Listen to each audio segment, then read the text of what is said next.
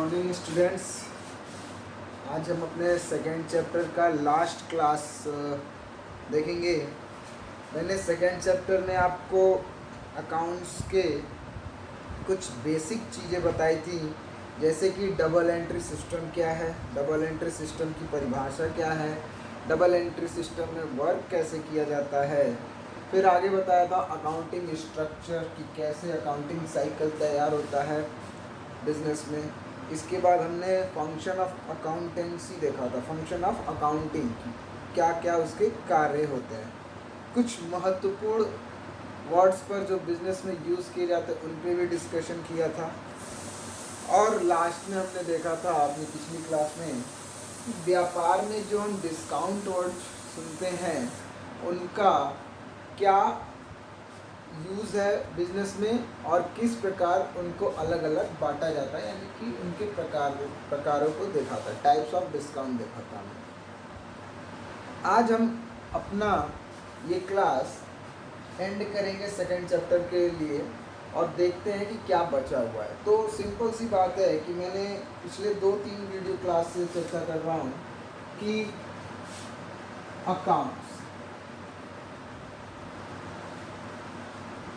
Accounts क्या है business के नज़रिए से। बिजनेस में होने वाले सौदों, जो कि या तो किसी व्यक्ति विशेष से होता है, या तो किसी सेवा कार्य के जरिए होगा, या तो किसी वस्तु के जरिए होगा, इन सभी का जो नाम का खाता खोला जाता है, जिस जगह पर इनकी रिकॉर्डिंग की जाती है उसे खाता बोला जाता है।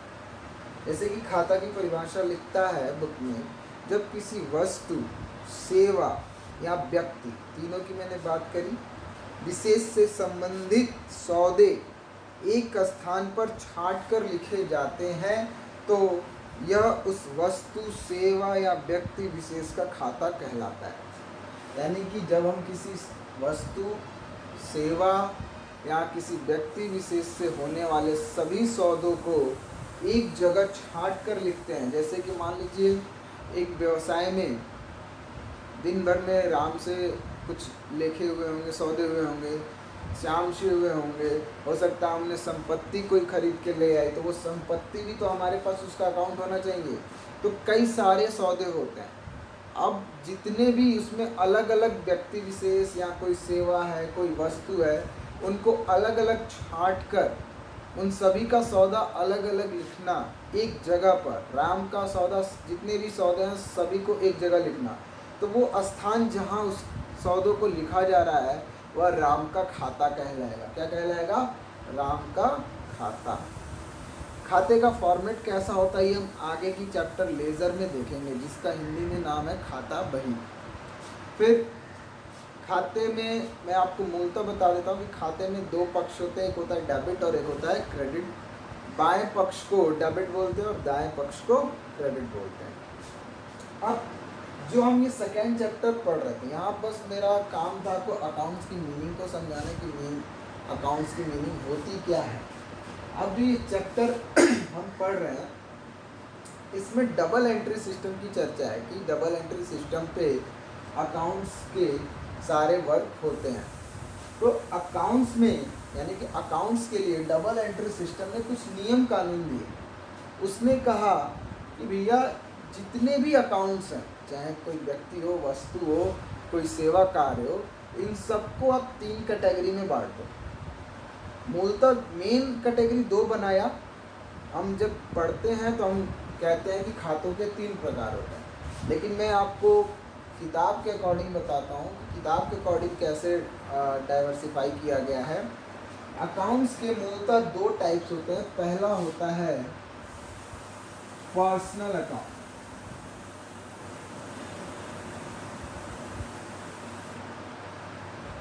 जिस लेखा प्रणाली को हम अपनाते हैं, दोहरा लेखा प्रणाली, उसके अंतर्गत खातों को 2 भागों में मूलतः बांटा गया है। पहला है पर्सनल अकाउंट, व्यक्तिगत खाता। दूसरा है इम्पर्सनल अकाउंट, यानी कि अव्यक्तिगत खाता।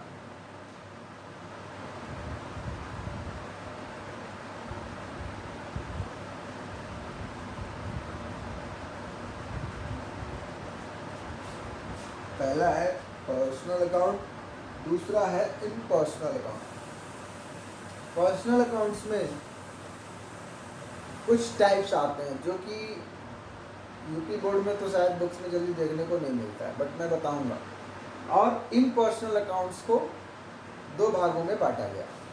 पर्सनल अकाउंट्स का 3 कैटेगरी बनाया गया। पहला नेचुरल पर्सनल अकाउंट,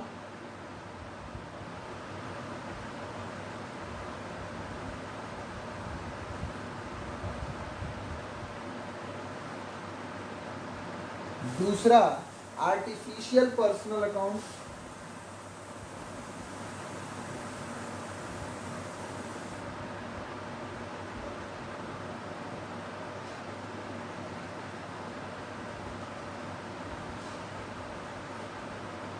और तीसरा रिप्रेजेंटेटिव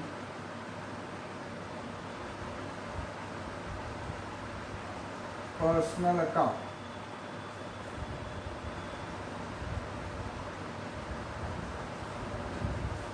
अकाउंट्स के मूलतः 2 टाइप होते हैं, पहला पर्सनल, दूसरा इम्पर्सनल। पर्सनल की 3 कैटेगरी है, natural personal account, artificial personal account और तीसरा है representative personal account. Personal account क्या होता है, पहले उसकी चर्चा करते हैं। व्यवसाय में व्यक्ति विशेष से होने वाले सौदों को, व्यक्ति विशेष यानी कि किसी सजीव पर्सन से या जो सजीव पर्सन के रूप में दिखता हो, वैसे लोगों से होने वाले सौदों को पर्सनल अकाउंट्स कहते हैं। जैसे मान लीजिए राम से सौदा हो रहा है, तो राम को हम पर्सनल अकाउंट्स में डाल सकते हैं कि वो पर्सनल अकाउंट है। अगर पूछा जाए कि पर्सनल में भी किस टाइप का है, तो राम जीता जागता इंसान है, तो नेचुरल पर्सनल अकाउंट है, यानी कि नेचुरल पर्सनल। नेचुरल मतलब कि प्रकृति के द्वारा निर्मित है राम। अब आर्टिफिशियल पर्सनल क्या होता है? आर्टिफिशियल मतलब कि जो इंसानों के द्वारा बनाया गया है। लाइक जैसे बैंक से भी तो हमारे लेन देन होते हैं, बैंक में हम पैसा जमा करते हैं, निकालते हैं, तो बैंक कैसे पर्सनल अकाउंट है। लेकिन पर्सनल में भी क्या है, आर्टिफिशियल है, कृत्रिम व्यक्तिगत खाता। हिंदी में बोल रहा हूँ, कृत्रिम व्यक्तिगत खाता। बैंक क्या है, कुछ एम्प्लॉयज़ का, कुछ इंसानों का मिलकर चलाए जाने वाला समूह है। कोई उसको एक इंसान तो चला नहीं रहा है, हम उसको बैंक बोल रहे हैं, तो उसको दिखाने के लिए उसमें कुछ इंसान तो मौजूद है और उस बैंक का निर्माण इंसानों के द्वारा किया गया है, इसीलिए उसको आर्टिफिशियल का मतलब होता है कृत्रिम, जो इंसानों के द्वारा बनाया गया। तो बैंक आर्टिफिशियल पर्सनल अकाउंट है। इसी तरीके से और भी हम आगे देखेंगे, चर्चा करेंगे कि कौन किस टाइप का अकाउंट्स है। रिप्रेजेंटेटिव पर्सनल अकाउंट मतलब कि ऐसा खाता जो किसी व्यक्ति को दर्शाता हो। रिप्रेजेंटेटिव का मतलब होता है किसी को दर्शाना। जैसे बिजनेस में एक अकाउंट खुलता है कैपिटल का हिंदी होता है पूंजी। अब पूंजी एक प्रकार का पर्सनल अकाउंट है। अगर मैं जेन्युइनली किसी से पूछ दूं कि पूंजी किस प्रकार का खाता है, तो आप सोचने लगोगे कि यार पूंजी है किस प्रकार का खाता। पूंजी पर्सनल अकाउंट में भी रिप्रेजेंटेटिव इस तरीके से है कि वो पूंजी उस मालिक ने लगाई है जिसने वो व्यवसाय शुरू किया है। मैं अगर व्यवसाय शुरू कर रहा हूँ, मैं अपने बिजनेस में 10 लाख रुपए लगा रहा हूँ, तो उस बिजनेस में वो कैपिटल जो है वह रिप्रेजेंटेटिव पर्सनल है, क्योंकि वो 10 लाख रुपए मुझे दर्शाता है या 10 लाख रुपए मालिक के हैं, इसलिए कैपिटल को रिप्रेजेंटेटिव पर्सनल अकाउंट कहते हैं। व्यक्तिगत खाता कि ऐसा खाता जो किसी व्यक्ति विशेष से संबंध रखता हो, उसे व्यक्तिगत खाता कहते हैं। व्यक्तिगत खाते में 3 टाइप के अकाउंट होते हैं। ये सिर्फ और सिर्फ आपकी जानकारी के लिए है, याद करने की ज़रूरत नहीं है। आपको जानकारी होना चाहिए कि पर्सनल अकाउंट्स की भी 3 कैटेगरी होती हैं, क्योंकि जब आप आगे जर्नल पढ़ोगे, वहाँ पे जब इनके नियम कानून मैं बता दूँगा, तो वहाँ पर आपको पकड़ना पड़ेगा। पहले ये हैबिट डालनी पड़ेगी कि अकाउंट्स कौन कौन से और किस टाइप के अकाउंट्स हैं। जब आप उनके टाइप्स पकड़ लोगे तो रूल लगा पाओगे, और जब रूल अप्लाई करोगे तभी आपकी एंट्री पास हो पाएगी अच्छे से। तो पर्सनल अकाउंट के भी 3 कैटेगरी हैं, एक तो सजीव इंसान, नेचुरल पर्सनल अकाउंट, जितने भी राम श्याम मोहन राधा रानी जो भी हैं। आर्टिफिशियल पर्सनल अकाउंट जो कि कृत्रिम व्यक्तिगत, सजीव नहीं है लेकिन व्यक्तिगत इसलिए है कि इंसानों के द्वारा निर्मित है, जैसे बैंक है, ठीक है, कोई बिजनेस है, कोई मान लो स्टोर है, क्या कहते हैं, कोई कॉम्प्लेक्स है, कोई भी बिजनेस आर्टिफिशियल पर्सनल अकाउंट होता है। फिर रिप्रेजेंटेटिव पर्सनल अकाउंट, यानी कि कोई ऐसा खाता जो किसी व्यक्ति विशेष को दर्शाता है, उस खाते में उसका नाम नहीं लिखा है, जैसे कैपिटल में मालिक का नाम नहीं लिखा है, लेकिन वह कैपिटल किसको दर्शाता है, उस मालिक को। तो ये पर्सनल अकाउंट के 3 कैटेगरी थी। इसके बाद आते हैं इम्पर्सनल अकाउंट पे, अव्यक्तिगत खाता, यानी कि ऐसा खाता जो किसी वस्तु विशेष से, सेवा कार्य से जुड़ा हो। यानी कि अव्यक्तिगत खाते को हम कह सकते हैं कि ऐसे खाते जो किसी व्यक्ति विशेष को नहीं दर्शाते हैं, जबकि किसको दर्शाते हैं, किसी वस्तु को, किसी सेवा कार्य को दर्शाते हैं। तो इम्पर्सनल अकाउंट के 2 टाइप्स है। पहला है रियल अकाउंट,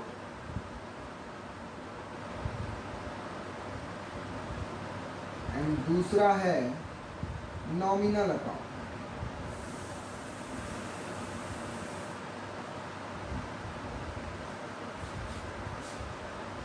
रियल अकाउंट मतलब वास्तविक खाता। व्यवसाय में संपत्तियां होती हैं, बिल्डिंग्स, फर्नीचर्स, फैन, मेज, कुर्सी, बहुत सारी चीज़ें होती हैं। तो उनमें कोई जान तो नहीं है, तो सीधी सी बात वो पर्सनल अकाउंट में नहीं आ सकता। कहाँ जाएंगे, इम्पर्सनल। अब इम्पर्सनल में भी किस टाइप के अकाउंट्स हैं, इम्पर्सनल में भी वो रियल है, क्योंकि उनका एक रूप दिख रहा है, एक वास्तविकता है उनकी। जैसे ये बिल्डिंग है, ये बोर्ड है, ये मेरी संपत्ति है, तो ये बोर्ड का एक आकार है, ये उसका एक वास्तविक रूप है, इसलिए संपत्तियों को हम रियल अकाउंट कहते हैं। ऐसा हम कह भी सकते हैं। रियल अकाउंट का मतलब ही कि जिनमें कुछ वास्तविकता हो, जिनमें कुछ आकार हो, जिनको छुआ जा सके, जिनको महसूस किया जा सके। हो सकता है ना दिखे लेकिन फिर भी महसूस किया जा सके, ठीक है, तो वो हो जाता है रियल अकाउंट्स। इसके बाद आते हैं नॉमिनल अकाउंट्स। नॉमिनल की हिंदी होती है नाम मात्र खाता। अकाउंट्स का मतलब खाता, नॉमिनल का मतलब नाम मात्र खाता। नॉमिनल अकाउंट्स में ऐसे खाते जो कि हैं लेकिन उनका कोई आकार नहीं है, जो कि हैं लेकिन उनका कोई आकार नहीं है। जैसे किसी को सैलरी देना, तो कैश तो रियल अकाउंट हो गया, वो पैसा जो दे रहे हैं, लेकिन सैलरी जो मेरा खर्चा है वो दिख रहा है क्या, नहीं दिख रहा है। किसी रूप में है क्या, नहीं दिख रहा है। इलेक्ट्रिसिटी बिल पे करना, तो बेशक वो खर्चा कैश के रूप में पे कर रहे हैं, तो कैश तो एक अलग खाता हो गया, वो रियल अकाउंट हो गया। बट इलेक्ट्रिसिटी का खर्चा, हम कहेंगे ना कि हाँ ये इलेक्ट्रिसिटी का हमारा खर्चा है, तो इलेक्ट्रिसिटी का खर्चा वह भी हमारा किस प्रकार का खर्चा है, नाम मात्र खाते का, नाम मात्र खाता है, नॉमिनल अकाउंट्स।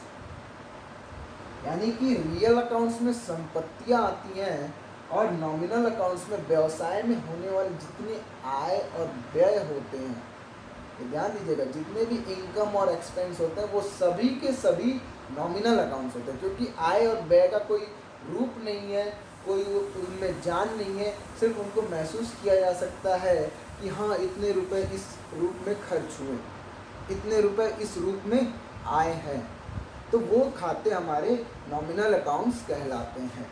जैसे एक एग्जांपल लेता हूँ कि मैंने एक सौदा बोलता हूँ, 200 रुपये राम को मैंने वेतन के दिए। अब यहाँ पे क्या है कि राम भी एक खाता है, इंसान है वो, वेतन यानी सैलरी मेरा खर्चा वो भी एक खाता है, और 200 रुपये वो भी एक खाता है। अब यहाँ पे जब मैंने उसको पैसा दे दिया, नगद पैसा दे दिया, तो राम का महत्व हट जाएगा, क्योंकि राम का खाता खोलने की जरूरत नहीं है। आपके पास जो 2 इम्पॉर्टेंट खाते हैं, यानी कि एक आपके पास से पैसा गया और दूसरा जो आपका खर्चा हुआ वो रिकॉर्ड करना जरूरी है, क्योंकि राम को पैसा मिल गया तो राम का बाकी तो हमारे पास नहीं है ना, तो क्या राम का खाता खोलना जरूरी है? जवाब है नहीं। राम को हमने पैसा दिया तो पैसा गया, तो पैसा कितना गया उसका खाता खोलना जरूरी है, यानी कि कैश का। तो कैश किस टाइप का अकाउंट है? कैश को आप छू सकते हो, कैश किसी की भी संपत्ति होती है, तो कैश रियल अकाउंट कहलाएगा। दूसरा, सैलरी के रूप में पैसा दिया, तो सैलरी मेरा क्या है? खर्चा है। सैलरी एक नाम मात्र खाता है, तो सैलरी कहाँ पे आ जाएगा? नॉमिनल, क्योंकि सैलरी को ना छू सकते हैं ना देख सकते हैं, सिर्फ कह सकते हैं कि हाँ हमने सामने वाले राम को सैलरी दी। इस प्रकार से अकाउंट्स के दो मेन कैटेगरी हैं और उन दो कैटेगरी की कितने टाइप्स है ये मैंने बताया। अब हम नॉर्मल लाइफ में अकाउंट्स की कोई भी टाइप्स पूछता है, कोई भी इंसान अकाउंट्स का टाइप पूछता है, तो हम कहते हैं कि 3 टाइप है। एक बोलते हैं पर्सनल अकाउंट, फिर बोलते हैं रियल अकाउंट और नॉमिनल अकाउंट, और हम इसी अकॉर्डिंग पढ़ेंगे भी। बट आपको बेसिक पता होना चाहिए कि अगर आप कहीं जानकारी वाले इंसान के साथ बैठे हो तो उसके सामने ढंग से बोल सको। हम आगे से हमेशा जब अकाउंट्स की बात करेंगे, अकाउंट्स की चर्चा करेंगे, तो अकाउंट्स के 3 टाइप से बोलेंगे। पहला पर्सनल अकाउंट, दूसरा रियल अकाउंट, तीसरा नॉमिनल अकाउंट। अब आते हैं कि इन अकाउंट्स पर जो रूल लगते हैं डबल एंट्री सिस्टम में वो क्या होता है।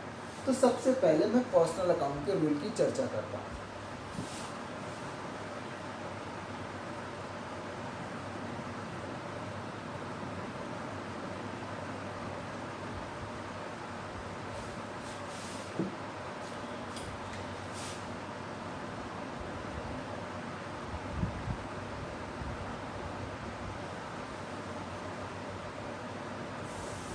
देखो, पर्सनल अकाउंट मैंने पहले भी कहा कि किसी भी अकाउंट्स के 2 पक्ष होंगे ही होंगे, एक डेबिट होगा एक क्रेडिट होगा। 3 अकाउंट्स हैं हमारे, पहला पर्सनल, दूसरा रियल, तीसरा नॉमिनल, यानी 2 पक्ष हैं, तो जाहिर सी बात है 6 रूल हो जाएंगे। हर अकाउंट्स के 2 नियम, 3 अकाउंट्स 2-2 नियम, यानी कि कुल 6 नियम। पर्सनल अकाउंट में क्या करते हैं? पाने वाले को, यानी ये सजीव इंसान की चर्चा करता है, या तो आर्टिफिशियल पर्सनल होगा, या तो नेचुरल पर्सनल होगा, या एक ऐसा पर्सनल जो किसी व्यक्ति विशेष को दर्शा रहा हो। तो पर्सनल अकाउंट में डेबिट इज द रिसीवर, जो पहला नियम होता है, डेबिट इज द रिसीवर। मैं इसकी हिंदी भी बोल देता हूँ, आप अपने कॉपी में हिंदी में लिख लेना। पाने वाले को डेबिट करते हैं, ठीक है। दूसरा नियम है credit is the giver.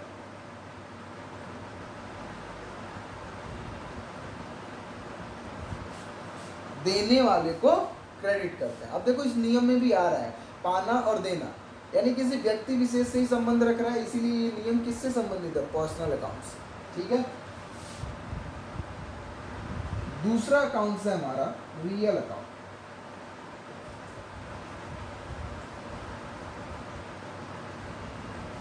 Real account यानी कि जो संपत्तियों से संबंधित लेन देन होते हैं। तो रियल अकाउंट में debit what's coming,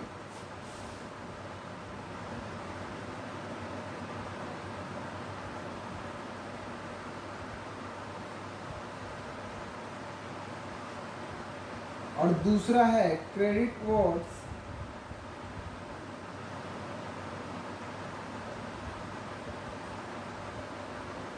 goes out.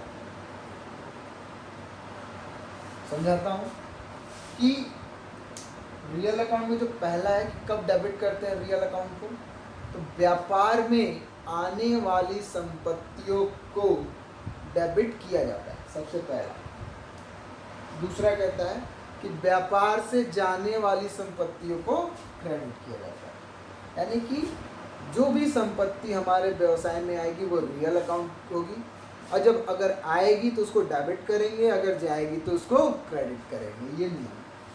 तीसरा अकाउंट है हमारा nominal.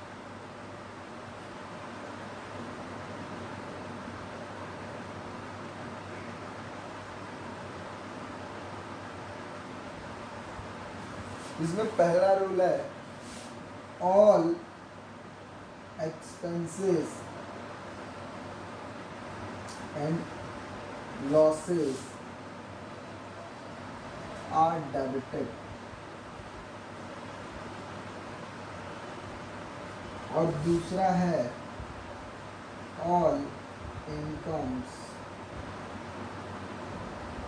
And profits are credited. समझाता हूँ। मैंने पहले ही कहा कि नाम मात्र खाता किस टाइप के होते हैं, किसी प्रकार का खर्चा, किसी प्रकार का आय, किसी प्रकार का लाभ, किसी प्रकार की हानि। तो कहता है कि व्यवसाय में होने वाले सभी प्रकार के खर्चे हानि को डेबिट किया जाता है। पहला रूल नॉमिनल अकाउंट का पहला रूल कहता है कि उन नॉमिनल अकाउंट्स को आप डेबिट करेंगे जो व्यवसाय में खर्चे या हानि के रूप में हैं। जैसे सैलरी है तो सैलरी को हम डेबिट कर देना, अगर हमने सैलरी दी है तो खर्चा हो गया। अगर सैलरी पाए हैं तो इनकम हो गया तो क्रेडिट हो जाएगा। सिंपल सी बात है।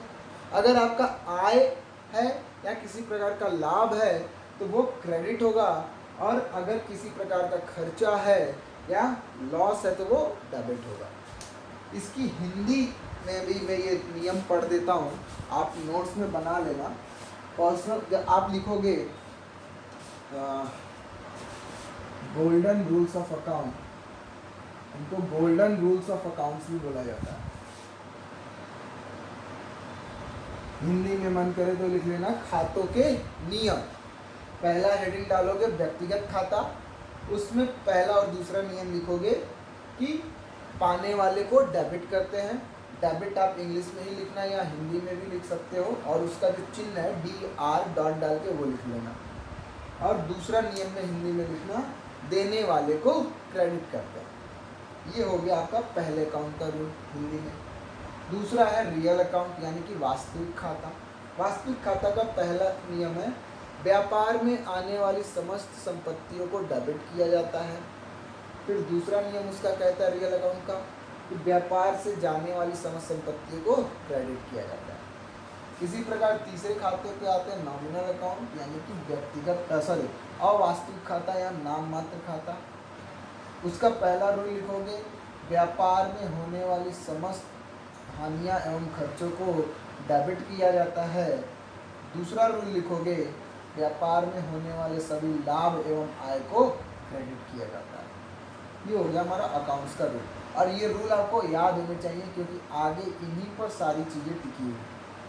ये रूल अगर आपको याद नहीं है, दिमाग में आपको अकाउंट्स के क्या कहते हैं टाइप्स ऑफ अकाउंट्स दिमाग में क्लियर नहीं है तो फिर आपको काफ़ी दिक्कत होगी। इसलिए इसको दिमाग में बैठा के रखना। यह बात थी कि अकाउंट्स क्या होता है, अकाउंट्स के क्या टाइप्स हैं। और अब हम आगे बढ़ें तो कुछ इम्पॉर्टेंट वर्ड्स हैं, उनकी चर्चा जल्दी से करते हैं और आज के इस वीडियो क्लास को ख़त्म करते हैं। छोटे छोटे शब्दों में मैं उनको समझाऊंगा क्योंकि ये सारे वर्ड्स आगे आपको विस्तार से मिलेंगे। यहाँ इसलिए छोटे शब्दों में समझा रहा हूँ कि आपको पता हो जाए कि ये वर्ड्स होते क्या और व्यवसाय में यूज़ कैसे किए जाते हैं। देखिए, सबसे पहले दिया है आपके बुक्स में एक बैड डेब्ट्स दिया है। बैड डेब्ट्स, बैड डेब्ट्स की हिंदी होती है डूबत ऋण। डूबत ऋण का आशय है कि जब हम किसी को उधार बेचते हैं तो उस बंदे से पैसा कल को भविष्य में अगर नहीं मिला, वो दे नहीं पा रहा है, सक्षम नहीं है देने में, तो वो पैसा हमारा कहलाता है डूबत ऋण। उसी को इंग्लिश में बोलते हैं बैड डेब्ट्स। आगे बढ़ते हैं। आगे है वाउचर्स, प्रमाणक। देखिए, हिंदी में जो नाम है प्रमाणक यानी कि किसी चीज़ का प्रमाण दे रहा है। आप कोई संपत्ति खरीद कर ला रहे हो, आप कोई सामान खरीद के ला रहे हो, तो जहाँ से आपने बिल लिया है उससे कुछ बिल प्राप्त किया होगा आपने, वह क्या है, व्यवसाय के नज़रिए से वाउचर है उस संबंधित वस्तु सेवा से। आपने किसी डॉक्टर से कोई मेडिकल ट्रीटमेंट कराया, उसने सेवा दिया, उसने जब सेवा दिया तो वो एक पर्ची काट कर देगा फीस की, तो वो प्रमाण देता है कि आपने इतने रुपए खर्च किए हैं। व्यवसाय में बिना वाउचर्स के कोई कार्य नहीं किया जा सकता क्योंकि जब तक प्रमाणक होगा नहीं, कोई रिकॉर्डिंग किया नहीं जा सकता। वो रिकॉर्डिंग वैध नहीं माना जाएगा, वैलिड नहीं माना जाएगा। यानी कि मान लो मैं मन करे कि कितना भी खर्चा दिखा दूँ, ये सही नहीं है। उस खर्चे से संबंधित तथ्य भी यानी कि प्रमाणक होना चाहिए मेरे पास कि हाँ, ये खर्चा इतना रुपए मैंने किया है। वाउचर्स मतलब कि प्रमाणक यानी किसी वस्तु विशेष सेवा कार्य को दर्शाने वाला, लेन देन को दर्शाने वाला एक क्या कहते हैं वर्ड अच्छा सा एक है, दिमाग में याद नहीं आ रहा है, चिन्ह कह सकते हैं। देखते हैं क्या लिखा है। जब माल का क्रय विक्रय या धन का लेन देन किया जाता है तो उसको प्रमाणित करने के लिए जो प्रपत्र दिखाया जाता है उसे ही प्रमाणक कहा जाता है। एक जो प्रपत्र जो उस लेन देन को दर्शाता है उसे ही प्रमाणक कहते हैं। फिर आगे है नरेशन, स्पष्टीकरण। नरेशन क्या होता है? देखिए, व्यवसाय में रिकॉर्डिंग के तरीके हैं। जर्नल में रिकॉर्ड किया जाता है एक सिस्टम के बेस पर, वो आगे आएगा, हम सीखेंगे कैसे फॉर्मेट है, क्या है। अब वो जर्नल को समझता कौन है? जो अकाउंट्स पढ़ा है। अब मान लो किसी सामान्य व्यक्ति को वो जर्नल हम दिखा रहे हैं तो उसे तो कुछ समझ में आएगा नहीं, क्योंकि उसे उस अकाउंट्स के नियम कानून फॉर्मेट के बारे में जानकारी नहीं है। तो हम करते क्या है, उसी जर्नल में नीचे कुछ लाइनें लिखते हैं उसी ट्रांजैक्शन से संबंधित इंग्लिश में। जैसे कि मान लो राम को हमने माल बेचा तो हमने अकाउंट्स के लैंग्वेज में रिकॉर्ड कर लिया, तो जहाँ रिकॉर्ड किया जर्नल में उसके नीचे उसको हिंदी में या यूँ कह लो, आजकल तो इंग्लिश यूज़ किया जा रहा है तो इंग्लिश में लिख देते हैं। उसी चीज़ को हम नरेशन कहते हैं, यानी कि स्पष्टीकरण की उस जर्नल में, उस रिकॉर्डिंग में सही मायने में हुआ क्या है। जैसे कि राम को मैंने 10,000 रुपये का माल बेचा, मैंने उसको अकाउंटिंग की लैंग्वेज में रिकॉर्ड कर लिया और जहाँ रिकॉर्ड किया उसी के नीचे एक लाइन में इंग्लिश में लिख दिया, being goods sold to Ram. तो अब ऊपर का जो जर्नल है, जो रिकॉर्डिंग है, सामान्य व्यक्ति उसको देख के नहीं समझ पाएगा कि हुआ क्या है, लेकिन जैसे ही नीचे नरेशन पढ़ेगा, जो नीचे हमने स्पष्टीकरण लिखा उसको पढ़ेगा तो उसे समझ में आ जाएगा कि अच्छा 10,000 रुपये का माल राम को बेचा गया है। तो नरेशन इसे ही कहते हैं कि जो स्पष्टीकरण हम रिकॉर्डिंग के नीचे लिखते हैं उसे ही नरेशन कहा जाता है। आगे है टर्नओवर। कहता है एक निश्चित अवधि तक होने वाली नगद और उधार बिक्री के योग को आवधिक बिक्री कहते हैं। टर्नओवर मतलब कि एक निश्चित अवधि, एक व्यवसाय में निश्चित अवधि सामान्यतः 1 साल को कहा जाता है। सामान्यतः 1 साल को कहा जाता है, अप्रैल से लेकर मार्च तक। ये मैंने पहले वीडियो में चर्चा करा था। अब टर्नओवर क्या है? टर्नओवर का मतलब है कि एक अवधि की बिक्री। अगर आप 6 महीने का बिक्री देखना चाह रहे हो तो 6 महीने का टर्नओवर कहलाएगा। आप 1 साल का उठाए तो 1 साल का टर्नओवर कहलाएगा। टर्नओवर मतलब कि आपने साल भर में कुल जो बिक्री कर रखी है व्यवसाय में। आगे है नगद व्यापार, कैश ट्रेड। कैश ट्रेड से मतलब सीधा सा है कि ऐसे व्यापार जो सिर्फ और सिर्फ नगद ही बेचते हैं, उधार कुछ भी नहीं बेचते हैं, उन्हें नगद व्यापार कहा जाता है। और खरीदते भी कैश में ही है, यानी कि उनका क्रय और विक्रय दोनों का दोनों नगद ही होता है। कहता है जब व्यापारी वस्तुओं का क्रय विक्रय केवल नगद करता है तो इसे नगद व्यापार कहते हैं। आगे है क्रेडिट ट्रेड, यानी कि क्रेडिट की मीनिंग कई सारी होती है। एक क्रेडिट तो ये भी हमारा जो अकाउंट्स में आएगा, और एक क्रेडिट का मतलब होता है उधार। क्या होता है? उधार। तो क्रेडिट ट्रेड का मतलब उधार व्यापार। ऐसे व्यापार जो अपना क्रय विक्रय उधार संबंधी लेन देन करते हैं, यानी कि उधार की प्रक्रिया के द्वारा अपना लेन देन करते हैं।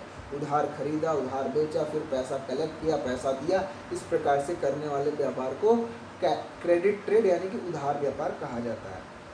फिर आय, इनकम क्या होता है? तो देखिएगा, इनकम का बड़ा बेसिक सा मीनिंग है। इनकम और प्रॉफिट दो अलग चीज़ें हैं। बहुत लोग इनकम को प्रॉफिट भी समझ लेते हैं। नहीं, आपने दुकान पर बैठकर दिन भर में 2 लाख रुपए का सामान बेचा, वो आपका इनकम है।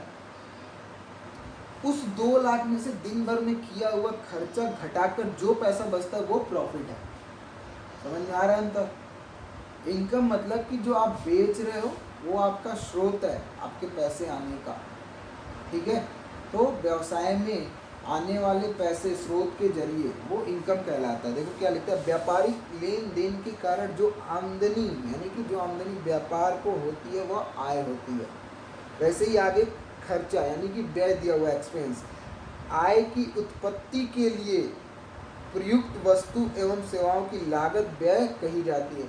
भाई हम बेचेंगे कैसे? जब सामान खरीद के लाएंगे तभी ना।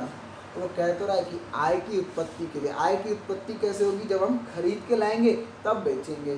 तो आय की उत्पत्ति के लिए किया गया खर्च, यानी कि वस्तु और सेवाओं पर किया गया खर्च ही व्यय कहलाता है। फिर आगे है परचेज। तो सिंपल सी बात है, परचेज की मीनिंग तो आपको पता होगी। परचेज का मतलब कि व्यापार में जिस वस्तु में या जिस सेवा में हम डील करते हैं उस संबंधित वस्तु को क्रय करना, यानी कि उसको खरीदना ही क्रय कहलाता है। कहता है व्यापारी जिस माल में व्यापार करता है उसके खरीदने को क्रय कहा जाता है। यदि क्रय नगद किया जाता है तो नगद क्रय, और यदि उधार क्रय किया जाता है तो उधार क्रय।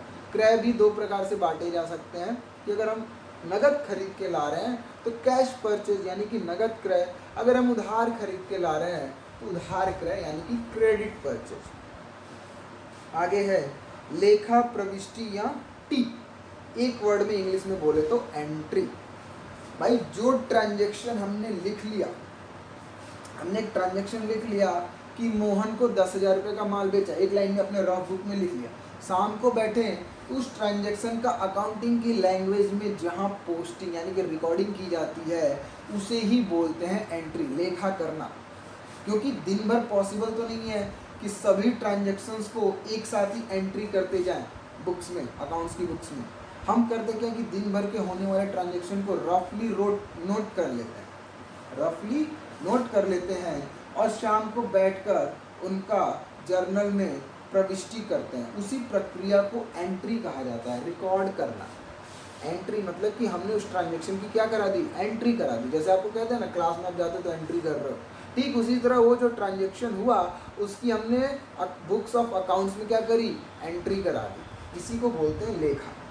प्रत्येक व्यवहार या सौदों को पुस्तपालन के नियमों और सिद्धांतों के अनुसार लेखे की प्रारंभिक पुस्तकों में लिखा जाता है, उसे लेखा प्रविष्टि या टीक कहते हैं।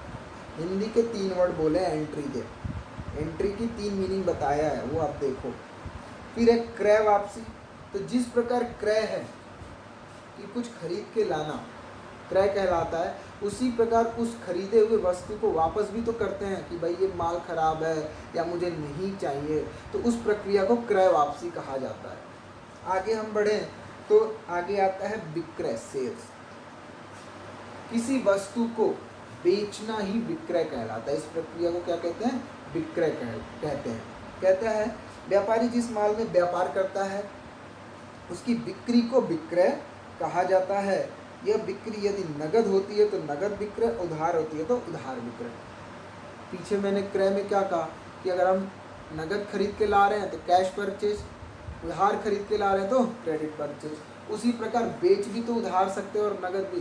तो अगर हम बेचना यानी कि विक्रय, शुद्ध हिंदी है विक्रय सेल्स की, उसको अगर हम नगद बेच रहे हैं तो कैश सेल्स, अगर उधार बेच रहे हैं तो उधार बिक्री कहते हैं, क्रेडिट सेल्स। आगे है विक्रय वापसी, सेल्स रिटर्न, इंग्लिश में बोलते हैं सेल्स रिटर्न। ध्यान दीजिएगा, सेल्स रिटर्न यानी कि जो आपने माल बेचा है, हो सकता है आपका सामने वाला ग्राहक उसको ना समझ में आए, पसंद ना आए या कुछ डैमेज हो, उसको लाके वापस कर सकता है। तो बेचे हुए माल को जब हम दोबारा वापस प्राप्त करते हैं तो उस प्रक्रिया को विक्रय वापसी कहा जाता है, यानी कि सेल्स रिटर्न कहा जाता है। जो माल हमने बेच दिया वह ग्राहक के द्वारा अगर वापस कर दिया जाए उस प्रक्रिया को विक्रय वापसी यानी कि सेल्स रिटर्न कहते हैं। इसके बाद है देनदार और लेनदार। देनदार और लेनदार का मीनिंग मैंने आपको समझाया था, लेकिन एक बार और बताता हूँ। देनदार किसको कहते हैं, जब हम उधार बिक्री करते हैं यानी कि उधार किसी को सामान बेच रहे हैं तो जिसको बेच रहे हैं वह इंसान मेरा देनदार कहलाएगा, क्योंकि उसकी देनदारी है उतने रुपए देने की। बात समझ में आई। फिर इसके बाद लेनदार किसको कहते हैं, जिस व्यक्ति विशेष से मैं खरीद कर ला रहा हूँ, जिस व्यक्ति विशेष से मैं सामान खरीद के ला रहा हूँ और उधार खरीद के ला रहा हूँ। ध्यान देना, उधार, नगद खरीद के ला रहा हूँ तब वो मेरा लेनदार नहीं कहलाएगा, नगद में बेच रहा हूँ तो वो मेरा देनदार नहीं कहलाएगा। देनदार और लेनदार ये इंसान यानी कि ये वर्ड तभी जन्म लेता है जब उधार बिक्री या उधार क्रय हो। तो मैं लेनदार की चर्चा कर रहा था कि अगर मैं उधार खरीद कर लाता हूँ तो जिस व्यक्ति विशेष से खरीद के ला रहा हूँ वो व्यक्ति विशेष मेरा लेनदार कहलाएगा। वो कल को मुझसे पैसे लेने के लिए, इंग्लिश में देनदार को डेब्टर बोलते हैं और लेनदार को क्रेडिटर बोलते हैं। नेक्स्ट है स्टॉक। जिस वस्तु में व्यापारी क्रय विक्रय करता है, जैसे कि जो एक एग्जांपल मैंने लिया था कि जूता चप्पल का व्यवसायी है, तो वो उसका दुकान का क्या है, गुड्स है, यानी कि माल है, उसी में तो वो खरीद बेच रहा है। अब वर्ष के अंत में, जो कि व्यवसाय में एक निश्चित अवधि होती है 1 साल की, वर्ष के अंत में जो अपने सारे खाते तैयार कर लेगा, तो वर्ष के अंत में सभी सामान तो बिकेंगे नहीं, तो जो बच गया वो उसका स्टॉक कहलाता है। क्या कहलाता है? स्टॉक कहलाता है। हम कह सकते हैं कि व्यापार में वर्ष के अंत में बिकने से रह जाने वाला माल व्यापार का रहतिया या बचा हुआ माल कहलाता है। स्टॉक की हिंदी होती है रहतिया। स्टॉक को क्लोजिंग स्टॉक भी बोलते हैं, ठीक है। ओपनिंग स्टॉक भी कहते हैं, जो वर्ष के अंत में अगले साल उसका ओपनिंग हो जाता है। तो आप सिंपली कह सकते हो कि रहतिया यानी कि जो व्यापार में माल बेचने के लिए यूज़ किया जा रहा है उसे स्टॉक कहते हैं। देख कहता है जो माल व्यापारी के पास खाते बंद करने की तिथि पर बिना प्रयोग किया हुआ या बिना बिका हुआ होता है उसे रहतिया स्कंद या स्टॉक कहा जाता है। स्टॉक की हिंदी 2 मेन आप याद रखना, रहतिया और स्कंद हिंदी में, ठीक है, 2 मीनिंग होती है। इसके बाद है लाइव स्टॉक। लाइव स्टॉक क्या होता है? आपने सुना होगा कि कोई डेयरी खोल के रखा है, जैसे अमूल के दूध आते हैं, तो अमूल अपनी डेयरी चलाती है तभी तो वो दूध पैक करती है। अब अमूल के वहाँ गाय भैंस होंगी, तो वो गाय और भैंस उस अमूल कंपनी का क्या है, लाइव स्टॉक है। बेशक वो गाय को बेच नहीं रहा है, लेकिन उस गाय के द्वारा ही तो वो दूध का उत्पादन कर रहा है। जो वो दूध निकल रहा है उस गाय के ही माध्यम से निकल रहा है। तो व्यवसाय में सजीव इंसानों को खरीदने और बेचने का एक माध्यम होता है, उनके जरिए से कोई चीज़ खरीदा या बेचा जाता है, उन्हें लाइव स्टॉक कहते हैं। लाइव मतलब जीवित होता है, स्टॉक मतलब जो बचे हुए हैं। वो गाय वो भैंस उस व्यवसाय के लिए लाइव स्टॉक होती हैं। देखिए क्या लिखता है, व्यापार में जो पशु, घोड़े और बैल आदि संपत्ति की तरह प्रयोग किए जाते हैं उन्हें जीवित स्टॉक कहा जाता है। उस अमूल कंपनी का संपत्ति है वो गाय और भैंस, क्योंकि उन्हीं से उनको दूध मिलता है, तभी वो सेल कर पाते हैं। आगे है मृत स्टॉक, डेड स्टॉक। जिन संपत्तियों का प्रयोग व्यापार के संचालन के लिए निरंतर किया जाता है उन्हें मृत स्टॉक कहा जाता है। अब डेड स्टॉक क्या होता है? एक हो गया स्टॉक और एक हो गया डेड स्टॉक। स्टॉक मतलब जिसमें आप खरीद बिक्री करते हो। डेड स्टॉक मतलब कि वो आपकी संपत्ति तो है लेकिन उसमें खरीद बिक्री नहीं कर रहे हो। जैसे कि जूते चप्पल का व्यवसाय था तो उसका स्टॉक मेन क्या है, जूता चप्पल, लेकिन उसके वहाँ जो फैन लगा है वो उसका डेड स्टॉक है, उसका एसेट्स है, बस क्या है, सिर्फ और सिर्फ संपत्ति है। वो उसका यूज़ खरीदने और बेचने के लिए नहीं कर सकता है, हवा खाने के लिए कर सकता है। उसके वहाँ मेज कुर्सी है, वो उसका यूज खरीदने बेचने के लिए नहीं कर सकता है, उसका यूज़ वो अपने कस्टमर को बैठाने के लिए कर सकता है। तो इसे बोलते हैं डेड स्टॉक, बिजनेस के नज़रिए से। ठीक है, ये चैप्टर हमारा आज क्लोज हो गया। इसमें एक छोटा सा टॉपिक है लेखांकन समीकरण, वो मैं आपको बस समझा देता हूँ और ये वीडियो क्लास एंड हो जाएगा। इसके बाद हम अपने नेक्स्ट चैप्टर का अगला वीडियो आपको मैं बहुत जल्दी दूंगा। वीडियो लंबा होता है, ऑनलाइन अपलोड करने में समय लगता है, इसलिए एक आध दिन के गैप पे भी आपको मिलता है। तो आप ज़रूर कुछ ना कुछ घर पर अपने मन से पीछे का भी पढ़ते रहो धीरे धीरे। हमारा एक अगला टॉपिक है अकाउंटिंग इक्वेशन।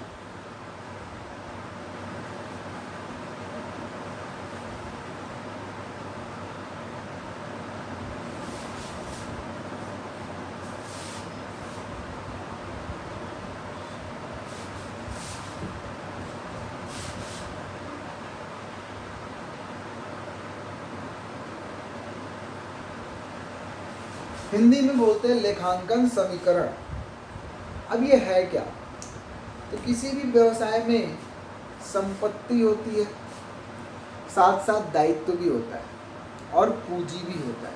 तो पूंजी भी ना उस व्यवसाय के लिए एक दायित्व है, क्योंकि जो मालिक ने पैसा लगाया है उस व्यवसाय में, कल को जब वो व्यवसाय बंद होगा तो व्यवसाय क्या करेगा, वो पूंजी का पैसा मालिक को लौटा देगा।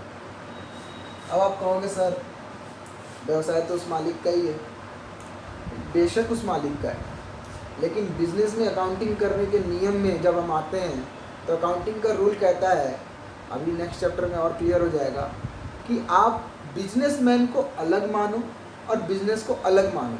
अकाउंटिंग करने के लिए है तो एक ही, बेशक वो व्यवसाय उस व्यक्ति का ही है, लेकिन जब अकाउंटिंग करना हो, जब लेखा जोखा करना हो, जब रिकॉर्डिंग करनी हो, तो उस समय में आप बिजनेसमैन को अलग और बिजनेस को अलग मानो। तो वो पैसा जो कैपिटल के रूप में उस बिजनेस में डाला गया, तो व्यवसाय कहता है कि भैया मालिक मैंने ये तुमसे पैसा लिया है पूंजी के रूप में, ये मेरा दायित्व, मैं कल को लौटाऊंगा। इसलिए कैपिटल भी बिजनेस के लिए एक लायबिलिटी होती है, दायित्व होता है।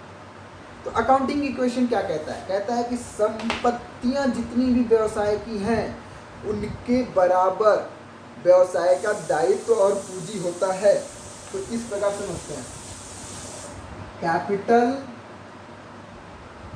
Plus liability equal to assets, यानी कि व्यवसाय में जितनी भी संपत्तियां हैं उनके बराबर ही पूंजी और दायित्व मिलाकर होते हैं। अब आप इनको चाहोगे तो ऐसे पलट कर भी, आप मैथ में पढ़े हो, अलजेब्रा में, चाहोगे तो जैसे मन करे वैसे पलट लो। कैपिटल इक्वल टू कर सकते हो एसेट्स, उसको लायबिलिटी को उधर ले देगा तो minus liability, capital equal to हो जाएगा एसेट्स माइनस लायबिलिटी। कई तरीके से लिखा जा सकता है, आपके बुक में दिया है। कैपिटल इक्वल टू हो गया एसेट्स माइनस लायबिलिटी, कई तरीके से लिखा जा सकता है, लेकिन मेन ये है, जैसे अकाउंटिंग इक्वेशन कोई आपसे पूछता है भैया लेखांकन समीकरण क्या है, तो आप बोलोगे sir assets equal to capital plus liability, या दूसरे तरीके से कह सकते हो कि capital plus liability equal to assets.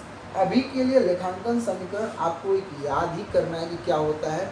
जब हम फाइनल अकाउंट पढ़ेंगे उस समय इसको कनेक्ट करके समझाऊंगा कि क्यों ऐसे ये बराबर है, ठीक है। जब हम जर्नल, लेजर, ट्रायल बैलेंस करके आगे बढ़ जाएंगे तब इस इक्वेशन को समझने के लायक समझदारी हमारे पास आ जाएगी। तो अभी के लिए आप इसको जस्ट एक याद करके रखो कि अकाउंटिंग इक्वेशन क्या है। आज के क्लास में मैंने सेकेंड चैप्टर को कंप्लीट कर दिया है। उम्मीद करता हूँ कि आप सभी रेगुलर पढ़ रहे हो। कोई समस्या हो तो बेशक ग्रुप में पूछिए। जहाँ हमारा 2 चैप्टर और थ्योरी का कंप्लीट हुआ, हम प्रैक्टिकल पोर्शन पे आ जाएंगे और बहुत जल्दी बाकी के 2 चैप्टर कंप्लीट हो जाएंगे। उसके बाद हम अपना जर्नल से शुरुआत करेंगे। आज के लिए इतना काफ़ी है। आपके संपर्क में जो भी बच्चियाँ स्कूल में पीछे कॉमर्स पढ़ी हैं उनको बोलिए कि वो कॉमर्स ज्वाइन करें, उनको कॉमर्स का महत्व बताइए, और अधिक से अधिक अपनी क्लास में संख्या होगी तो पढ़ने का भी मज़ा उतना ही आएगा।